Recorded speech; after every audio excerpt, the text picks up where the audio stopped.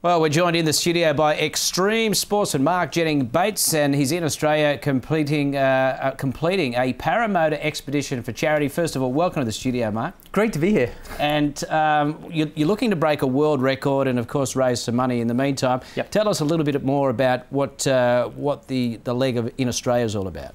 We're really attempting to fly a powered paraglider further than anybody has done in the past. The current record is 8,008 kilometres, and we think we can bite off about 9,000 kilometres. And the motivation, is it just for charity, or is it the record, or when did you decide to do Well, I think if you asked me what would be successful on the trip, I would tell you if we didn't get the world record but we raised lots of money for charity, that's successful. Mm-hmm. If we do both, that's a brilliant day. I'm looking forward to that. Okay, we're about to see some vision of paramotoring in action. I've got to confess, I've never heard of it before. So talk us through, I guess, the logistics behind it and how you got into it. Yeah, you bet. I got into it actually after a rock climbing accident, and I figured while I was recovering I'd learn how to paraglide. So what we do essentially is bring up the paraglider off the ground, and then we have a motor on our backs, we squeeze the throttle, run, and that gets us into the air. Okay, so the world record, Mark, is 8,000 kilometres, is that right? Correct. You're looking to do 10 to 15,000? 10 to 15,000 would be fantastic if we can do that. And how far have you done so far? We're actually at around 2,400 kilometres, so we're approaching a third of the way through. Have you had any major obstacles along the way? Power lines in the background there? Yeah, no kidding. You know, I think nobody gets to the end of a world record and says, wow, that was easy. So yeah, logistically there's been all kinds of challenges as we go. One of the big challenges has been the wind.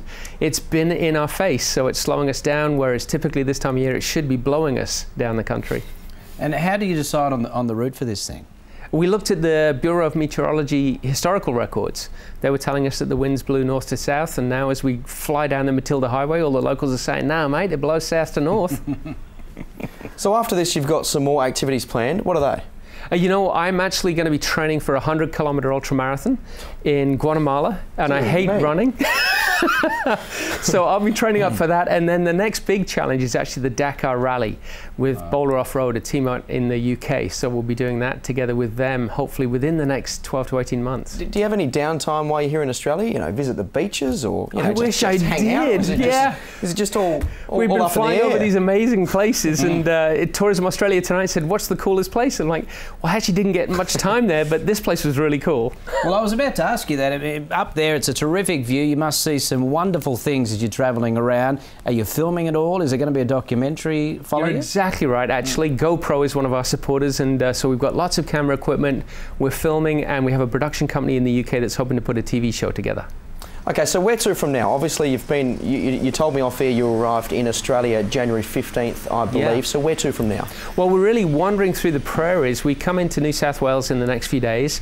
Then we'll be going through communities like Dubbo and Wagga Wagga. And we'll head south to Melbourne, Adelaide, then cross the Nullarbor, which will be a very challenging part of the trip, and into Western Australia, where we run out of roads at some point.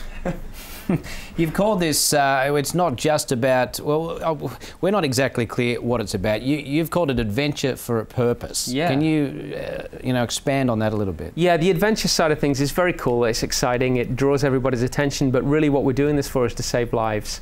And so we're raising money in Australia. We're raising money for the Royal Flying Doctor Service, who are a fantastic organisation, and then also for another charity called Rally for Life. And their objective is to provide safe water solutions for people around the world who are struggling.